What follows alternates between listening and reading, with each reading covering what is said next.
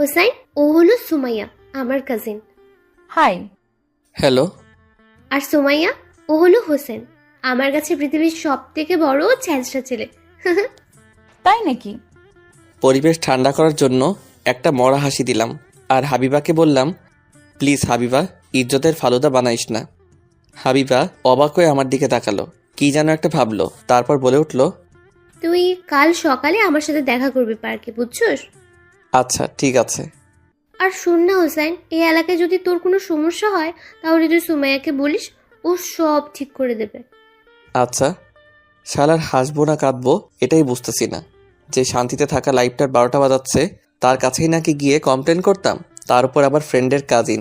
তেরি তো হোয়াট লাগ গেই হুসাইন, তোরা শান্তিতে থাকা হলো না। কিরে, তুই কি বিড়বিড় করছিস? দেখ, ওনার মনে হয় অসুবিধা হচ্ছে এখানে থাকতে। কিরে, কোনো সমস্যা? আসলে একটা কাজ ফেলে এসেছি। হিল পরা জুতোগুলো মানিয়েছে না আমায়? হাবিবা চোখগুলো লাল লাল করে কথাগুলো বলল। বুঝে গেলাম এই কথাটা আরেকবার বললে মার ছাড়া কপালে আর কিছুই জুটবে না, তাই চুপ থাকাই ভালো। থাক, যেতে হবে না। এই তো, গুড বয়। হুম। আচ্ছা তোরা কথা বল, আমি এখন আসছি। এখন আরো রাগ উঠতেছে হাবিবার উপর, বাঘের মুখে ফেলে দিয়েছে আমাকে। আল্লাহ, তুমি আমাকে রক্ষা করো। আপনি যে ছ্যাচরা তা তো আগে জানতাম না। আরে হাবিবা সবসময় এমনভাবে আমারে সম্মান দেয়। ও তাই নাকি? তা হাবিবাকে কি ভালোবাসেন? কি? তুমি কি হাবিবাকে ভালোবাসো? ওই হাবিবা আমার বেস্ট ফ্রেন্ড, আর ওই যে রেড কোট পরা ছেলেটা ওর বয়ফ্রেন্ড, বুঝলেন? আর আপনি কি সবাইকে সন্দেহ করেন নাকি? পুলিশের কাজই সন্দেহ করা। হুম, তা ঠিক। তবে বলে রাখি আপনাকে, সব সম্পর্কে গার্লফ্রেন্ড বয়ফ্রেন্ড হয় না, কিছু সম্পর্কে বেস্ট ফ্রেন্ডও থাকে, বুঝছেন? হুম। আমি যদি এখন সবার সামনে জড়িয়ে ধরি না, ওর বয়ফ্রেন্ডও কিছুই মনে করবে না। ও যে হাসতেছে না এটাও থামবে না। সো সবাইকে সন্দেহ করবেন না। ঠিক আছে। তা একটু আগে তো বলেছিলেন হাবিবাকে আপনি চেনেনই না, আর এখন জড়িয়ে ধরলেও রাগ করবে না, এমন ভালো বন্ধুত্ব হয়ে গেল। বাহ, কি সুন্দর। শালার জায়গা মতো চিপাই ফেলাইছে। এত সব মনে থাকে কিভাবে মেয়েটার? যা কিছু একটা বলে কথাটা কাটিয়ে দেই। আসলে তখন মজা করে বলেছিলাম। ও, আপনি মজাও করতে পারেন? কিছু না বলে একটা শুকনো হাসি দিলাম মাত্র। তা ড্রিঙ্কস করেন? মাঝে মাঝে। তাহলে চলেন কয়েক গ্লাস মেরে আসি। আপনি পুলিশ হইয়াও ড্রিঙ্কস করেন? অভ্যাস না, তবে খুশি সময় মিস করি না। ও তো চলেন এখন গিয়ে একটু মজা নিয়ে নিই। ম্যাডাম, আপনি যান, আমি কেক কাটার পর মজা নিতে যাব। ওকে, তাহলে আমিও তখনই যাব। তারপর হাবিবা কেক কাটার জন্য দাঁড়ালো। আমি আর সুমাইয়া মানে পুলিশ ম্যাডাম বাম পাশে আর ওর বয়ফ্রেন্ড ডান পাশে দাঁড়িয়ে। তখনই ওর বাবা হঠাৎ ওর বিয়ের অ্যানাউন্সমেন্ট করে দেয় ওর বয়ফ্রেন্ডের সাথে। সবাই অবাক হয়ে গেল। হাবিবাও জানতো না এই ব্যাপারে, তাই ও খুশিতে লাফিয়ে উঠল। এইসব দেখে আপনার বিয়ে করতে মন চায় না? আমার বয়স হয় নাই, তাই এসব ফিলিংস ভিতরে কাজ করে না। সুমাইয়া লাল চোখ দেখিয়ে বলল, বয়স এই 1 মাসের ভেতরে হবে, আর তা না হলে 14 শিকের ভিতরে উল্টিয়ে 4 দিক থেকে লাঠি দিয়ে পিটিয়ে বয়স বাড়াবো। দেখেন, এভাবে ভয় দেখানো বন্ধ করুন। ভয়টা 1 মাস পরে সত্যি না হয়ে যায়।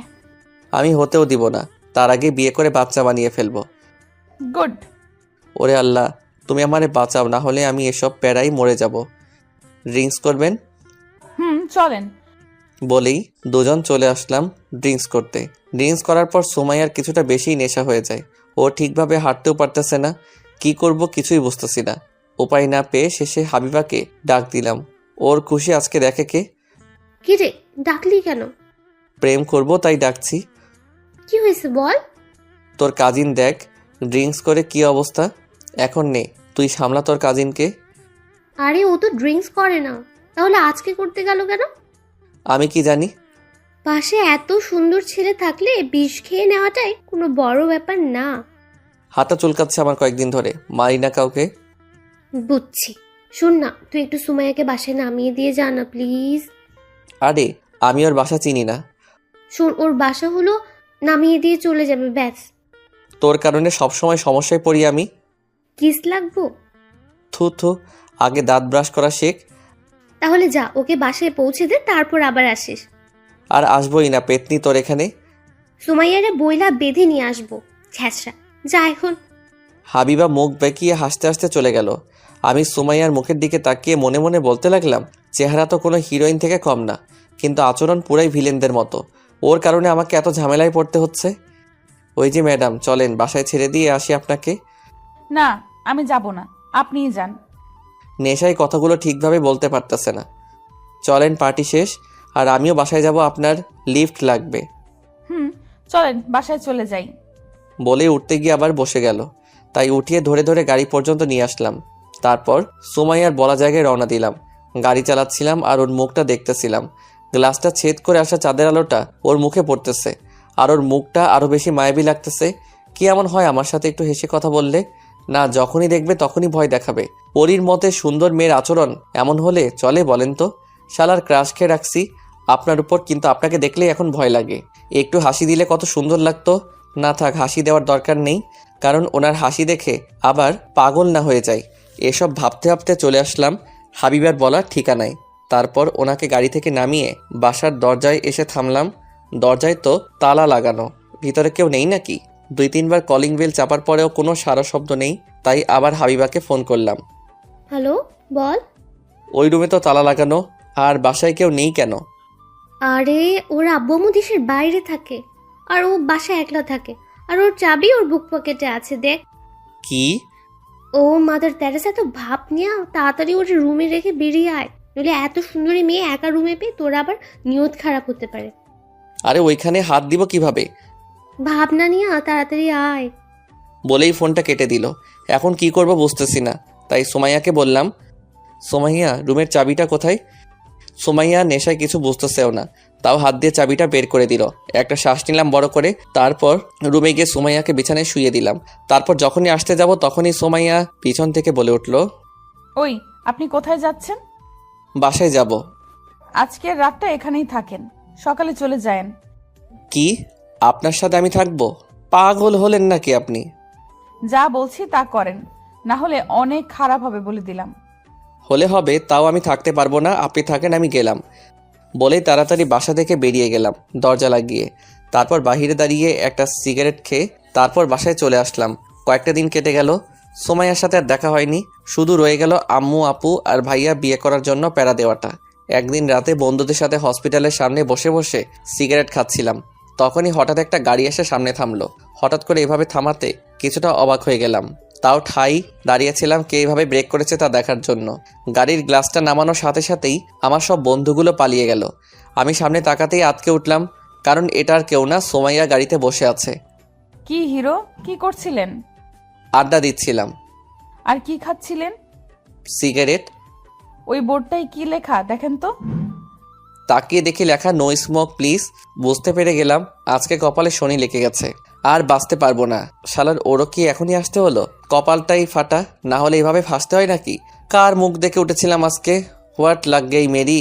এসব ভাবতেছিলাম তখনই সোমাইয়া বলে উঠল, তা গাড়িতে কি নিজের ইচ্ছায় উঠবেন নাকি হাতে পায়ে বেঁধে উঠাবো? উঠতেছি, আজকে কপালে শনি লেগে গেছে। এই তো, গুড বয়। গাড়িতে উঠে বসে গেলাম, কারণ পালালে বাসা থেকে তুলে আনবে, যা ডেঞ্জারাস মেয়ে। আপনি সবসময় এত ভুল করেন কেন? ভুল বেশি করি না, আর যখনই করি তখনই আপনি এসে হাজির হয়ে যান। ও তাই নাকি? হুম। হাবিবার বার্থডে পার্টি থেকে আমাকে বাসায় পৌঁছে দেওয়ার জন্য ধন্যবাদ। ওয়েলকাম। আচ্ছা, এবারের মতো মাফ করে দিলাম, আর যেন নো স্মোকিং জায়গায় স্মোকিং করতে না দেখি। মনে থাকবে, পরের বার দেখলে মার্ডার কেসে ফাঁসিয়ে দিব বলে দিলাম। এত কিন্তু অন্যায়, আপনি কিন্তু ক্ষমতার অপব্যবহার করতেছেন। সেটা আমিও জানি। তা এটা বলেন, 1 মাস শেষ হতে তো মাত্র 8 দিন বাকি, তারপর কি বিয়ে করবেন নাকি জেলে যাবেন, কোনটা? মেয়ে দেখতেছে, পছন্দ হলেই বিয়ে করে ফেলবো। ভালো।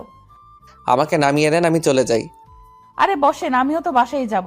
একটা ছোট্ট কাজ আছে, সেটা শেষ করে আপনাকে বাসায় নামিয়ে দিয়ে আমি বাসায় চলে যাব। ঠিক আছে, তবে পিছনে আরেকটা পুলিশের গাড়ি কেন? বললাম না, ছোট্ট একটা কাজে যাচ্ছি। ও, বলেই চুপচাপ বসে রইলাম। কিছুক্ষণ পর সুমাইয়া গাড়িটা নিয়ে একটা নিষিদ্ধ জায়গায় দাঁড় করালো, মানে যেখানে কেউ যাওয়া আসা করে না। হেডলাইটগুলো বন্ধ করে দিল, কেমন যেন চারদিক নীরব হয়ে গেল। আমার হালকা হালকা ভয় করতে লাগলো। এখানে গাড়ি থামিয়ে রাখলেন কেন? একজনকে ধরবো বলে এসেছি। কাকে? একটা ড্রাগ ডিলারকে ধরবো। যদি পালিয়ে যায় বা না আসে? আসবে, আর যদি পালিয়ে যেতে চায় তাহলে এনকাউন্টার করার অর্ডার আছে। ও তাহলে তো ভালোই। কিছুক্ষণ বসে থাকার পর একজন লোক একটা লাইট নিয়ে সেখানে আসলো। কিছুক্ষণ অপেক্ষা করার পর আরও একটা লোক আসলো। তারপরে সুমাইয়া হঠাৎ করে হেডলাইটগুলো অন করে দিল, আর চারদিক থেকে পুলিশ ওদের ঘিরে ফেলে। সুমাইয়া হাতে বন্দুক নিয়ে গাড়ি থেকে নামলো। ওরা তো পালিয়ে যেতে চাইলো, কিন্তু সুমাইয়া পালানোর আগে একজনকে গুলি করে দেয়। তারপর বাকি সবাই ঝাঁঝরা করে ফেলে ওদের দুজনকে। তারপর আমার আর কিছুই মনে নেই। যখন জ্ঞান ফিরল তাকে দেখি আমি গাড়িতেই বসে আছি। পাশে সুমাইয়া পানির বোতল নিয়ে দাঁড়িয়ে আছে, আর অ্যাম্বুলেন্স এসে লাশগুলোকে গাড়িতে উঠাচ্ছে। ম্যাডাম, আমাকে বাসায় নামিয়ে দিয়ে আসেন প্লিজ। দেব, কিন্তু আপনি অজ্ঞান হলেন কিভাবে? আপনারা কি মানুষ? এভাবে লোকগুলোকে মেরে ফেললেন? ও বুঝছি, চলেন আপনাকে বাসায় নামিয়ে দিয়ে আসি। আমি সেই ঘটনাগুলো ভাবতেই শরীর শিউরে ওঠে। কিভাবে মারলো লোকগুলোকে? সিগারেট খাবেন? না, আমাকে বাসায় দিয়ে আসেন। আরে ওইগুলো সমাজকে ধ্বংস করার মেশিন, তাই এদের সমাজে বেঁচে থাকার কোনো অধিকার নেই। তাই বলে এভাবে মারবেন? বাদ দেন এইসব, নেন সিগারেট খান। আপনি সিগারেটও খান? না, একজনের থেকে নিয়ে এসেছি। কেন? কারণ যারা সিগারেট খায় তাদের জন্য এটা মাথা ঠান্ডা করা বা চিন্তা মুক্ত করার প্রধান ঔষধ। মানুষের সম্পর্কে ভালো আইডিয়াই তো আপনার। পুলিশওয়ালা এমনই হয়। হুম। তা কেমন মেয়ে পছন্দ আপনার? সহজ সরল টাইপের মেয়ে।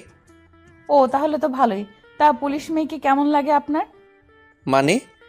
পুলিশে চাকরি করে এমন মেয়েকে বিয়ে করে নেন, ঘর এবং বাহিরে আর কোনো সমস্যা থাকবে না।